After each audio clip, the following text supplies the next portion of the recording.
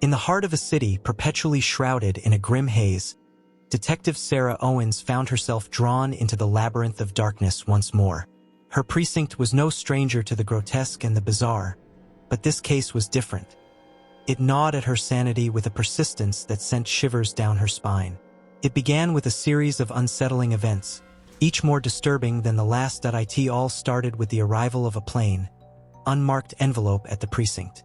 Inside were several photographs and sketches, each one more grotesque than the last. These were not ordinary police sketches. They were monstrous distortions of the human form, as if the artist had peered into the depths of hell itself. The eyes of the figures in the sketches seemed to follow Sarah, their hollow gazes filled with a malevolent awareness. The first photograph depicted a man with elongated, skeletal features and sunken eyes that radiated an unnatural light. His mouth was a jagged slash, curved into an eerie semblance of a grin. The sketch accompanying the photo was even more disturbing, the details exaggerated to a nightmarish degree. The artist had captured not just a likeness but an essence of pure malice. Sarah's unease deepened when she discovered that the individuals in the photographs were all missing persons from the city, their disappearances unsolved and long forgotten by many. The common thread among them was their unsettling appearance in the sketches, each one warped into a figure of terror. The last photo in the envelope was different. It was a picture of Sarah herself, looking over her shoulder with an expression of pure dread. The accompanying sketch was an abomination, her features twisted into something unrecognizable. Yet somehow still her. Desperation drove Sarah to revisit the old case files, hoping to find some connection she had previously missed. As she delved deeper, she uncovered a chilling pattern. Each of the missing persons had reported seeing strange figures lurking in the shadows before their disappearances. Witnesses described these figures as resembling the sketches, but their accounts were dismissed as the ramblings of paranoid minds. Determined to unravel the mystery, Sarah decided to investigate the artist behind the sketches. Her search led her to an old, abandoned warehouse on the outskirts of the city, rumored to be a den of dark dealings and unspeakable horrors. The air inside was thick with the scent of decay, and the walls were lined with more sketches, each one depicting a different victim in nightmarish detail. In the dim light, she found a crumpled piece of paper on the floor. It was a letter from the artist, addressed to no one in particular, its contents dripping with madness. The artist claimed to have been visited by a dark muse, a creature that whispered to him in the dead of night, guiding his hand to create these horrific images. He wrote of how the sketches were not mere drawings but gateways, trapping the souls of the depicted within their frames. Sarah's pulse quickened as she realized the implications. The victims weren't just missing. They were imprisoned within these monstrous renderings, their souls captured by the malevolent entity that had ensnared the artist. She knew she had to find a way to free them, but the letter ended with a dire warning. The muse watches. It knows when you look too closely. Beware its gaze, or you too will be drawn into the darkness. As Sarah stood in the oppressive silence of the warehouse, a cold dread seeped into her bones. The darkness seemed to press in around her, and she felt the weight of unseen eyes upon her. The walls, covered in those haunting sketches, seemed to pulse with a life of their own. She turned, sensing a presence behind her, and froze. The shadows shifted, coalescing into a form that was at once familiar and utterly alien. The figure from the sketches emerged, its grotesque grin widening as it stepped forward, its hollow eyes locking onto hers. Sarah's breath caught in her throat as she realized that the dark muse had found her. The figure reached out, its skeletal fingers brushing her cheek, and Sarah felt a coldness unlike any she had ever known. In that moment, she understood the true horror of the sketches. They were not just drawings but manifestations of the muse's power, each one a fragment of its dark essence. And now, it had come to claim her. With a scream trapped in her throat, Sarah backed away, knowing that her only hope was to uncover the secrets of the dark muse before it could consume her completely. The line between reality and nightmare blurred as she prepared to face the entity that had haunted the city for so long, her resolve steeled by the desperate need to save not only herself but the souls trapped within the grotesque sketches. But the darkness was deep, and the muse was patient. It watched with gleeful anticipation, waiting for the moment when Sarah would falter, when the light of hope would flicker and die. Sarah's heart pounded in her chest as she stumbled backward, her flashlight beam darting across the room. The dark muse advanced, its movements slow and deliberate, savoring her fear. She had to think quickly.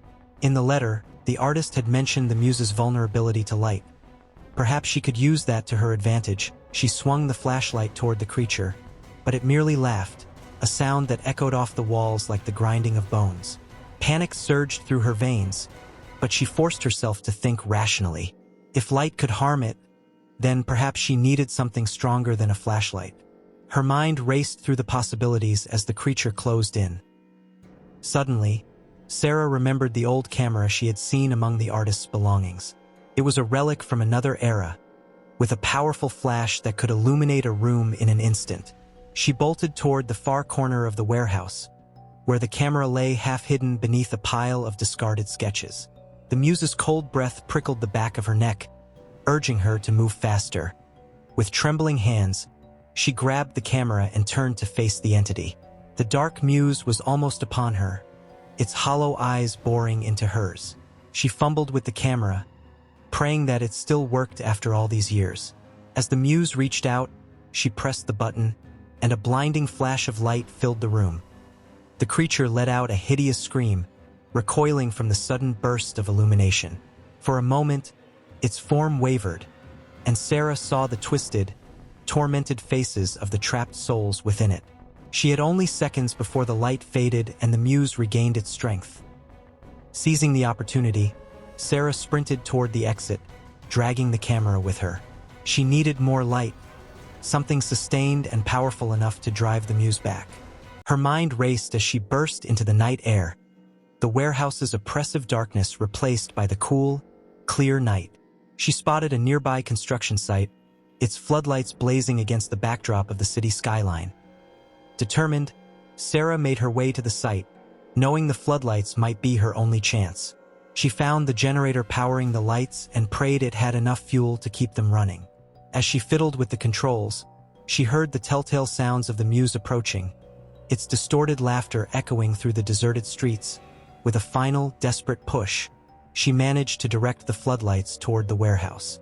The powerful beams cut through the night, illuminating the area with an almost blinding intensity. The muse, now fully emerged from the warehouse, was caught in the glare. It shrieked in agony, its form flickering and distorting as the light seared through its essence. Sarah watched in grim satisfaction as the creature writhed, its power waning under the relentless assault of the floodlights. She knew this was only a temporary solution. The muse would retreat, but it wouldn't be defeated so easily. She had to find a way to destroy it for good and free the souls it had imprisoned. Returning to the warehouse, she combed through the artist's belongings once more, searching for any clue that could lead her to the dark muse's true nature and weakness. Among the sketches and letters, she found a tattered journal, its pages filled with frantic scribbles and cryptic notes. The artist had documented his descent into madness, detailing his encounters with the muse, and its demands. One entry caught her eye. It spoke of an ancient ritual, a way to sever the connection between the muse and its victims.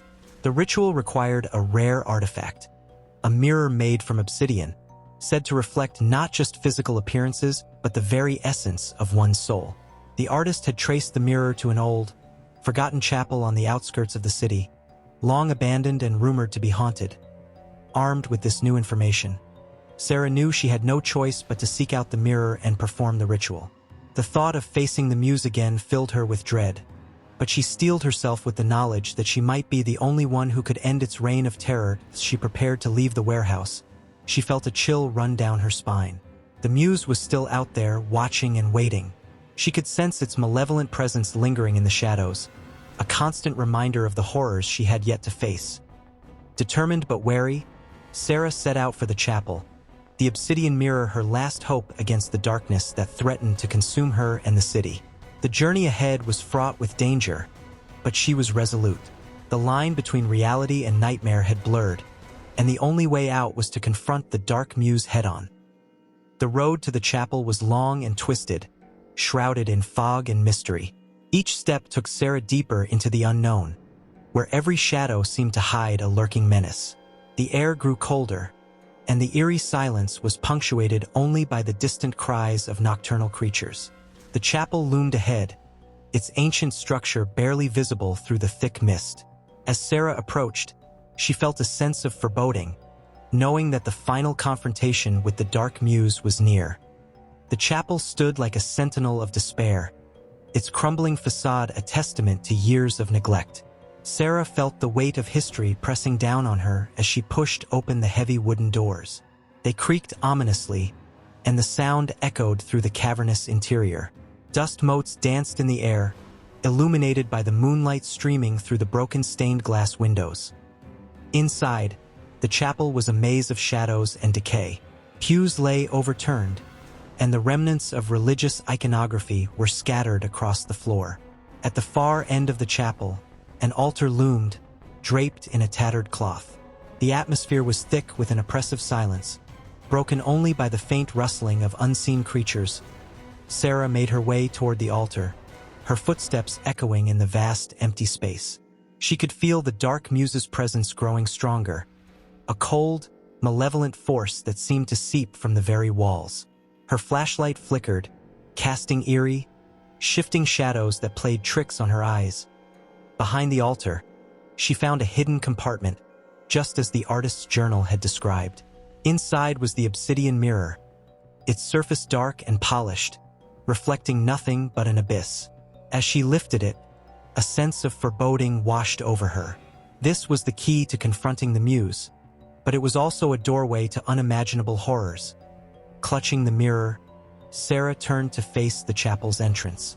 The dark muse had followed her, its grotesque form emerging from the shadows.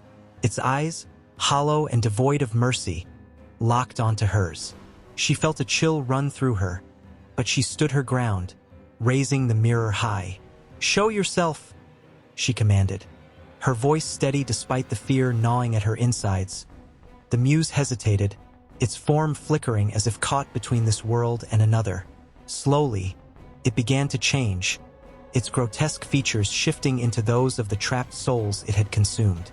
Faces twisted in agony appeared, each one a distorted echo of a person who had once been alive. The air grew colder, and the chapel seemed to vibrate with an otherworldly energy. Sarah remembered the ritual described in the artist's journal. She began to chant the incantation, her voice growing stronger with each word. The mirror began to glow, its surface rippling like water. The dark muse shrieked, a sound that reverberated through the chapel, shaking its very foundations as the ritual continued. The mirror's glow intensified, casting a brilliant light that banished the shadows. The dark muse writhed in agony, its form unraveling as the light pierced through its essence. The trapped souls, their faces contorted in pain, began to emerge from the muse's form, drawn toward the mirror's radiant surface. Sarah felt a surge of hope. The ritual was working. She chanted louder, pouring all her will into the words. The light grew blinding, filling the chapel with a brilliance that seemed to come from another realm. The muse let out one final ear-piercing scream, and then it was gone, its form disintegrating into nothingness. The souls hovered in the air, their features softening as they were bathed in the mirror's light. One by one, they began to disappear, freed from their torment. The last face Sarah saw was her own, twisted in the nightmarish vision from the sketch, now serene and at peace. The mirror's light faded, and the chapel was plunged into darkness once more. Sarah collapsed to her knees, the weight of the ordeal finally crashing down on her. The dark muse was gone, its evil purged from the world. But as she sat in the cold, empty chapel, she knew that her battle had left scars, both on the city and on her soul. She took a deep breath, gathering her strength. The night was silent now, the oppressive presence lifted. But as she stood to leave, something caught her eye. A small, tattered sketchbook lying on the floor near the altar. She picked it up, flipping through the pages. The drawings were incomplete, but they were unmistakably the work of the same artist. Her blood ran cold as she recognized the final, unfinished sketch. It was of her, but this time, it depicted her standing in the very chapel, holding the obsidian mirror. And behind her, in the shadows, a pair of hollow eyes watched. Sarah closed the sketchbook, her mind reeling. The dark muse might have been banished, but its legacy lingered. The line between reality and nightmare was thinner than ever, and she could feel the eyes of the dark muse still watching, waiting for a moment of weakness. She knew she couldn't rest yet. The battle was far from over. As Sarah emerged from the chapel into the cold dawn light, she felt an overwhelming mixture of relief and dread. The city was waking up, oblivious to the horrors that had been vanquished in the dead of night. The battle was over, but the war against the darkness was ongoing. She had survived, but the encounter had left her changed, marked by the experience in ways she couldn't fully comprehend. Back at the precinct, Sarah pored over the sketches and journal one last time. She realized that the artist had left behind more than just disturbing drawings. There were clues, hidden messages, and warnings about the nature of the dark muse. The artist had been a victim, too, manipulated by the malevolent entity that thrived on fear and despair. Determined to ensure that no one else would fall prey to the dark muse, Sarah began to document everything she had learned. She compiled a detailed report, including her own experiences, and handed it over to her superiors. The precinct needed to understand the supernatural threat that lurked in the shadows of the city. Weeks passed, and life slowly returned to a semblance of normalcy. The missing persons cases were officially closed, their fates a tragic mystery to the public. Sarah continued her work, though the memories of that night haunted her. She often found herself glancing over her shoulder, expecting to see the hollow eyes of the dark muse watching from the shadows. One evening, while reviewing old case files, Sarah received a call. The voice on the other end was familiar, yet filled with panic. It was Claire, one of her colleagues from the precinct. Claire had been working on a new case involving a series of unexplained disappearances that bore eerie similarities to the previous incidents. She mentioned finding another sketch, one that depicted a grotesque figure with hollow eyes, similar to those Sarah had seen. Without hesitation, Sarah rushed to Claire's location. They met in a dimly lit alley where Claire handed over the sketch.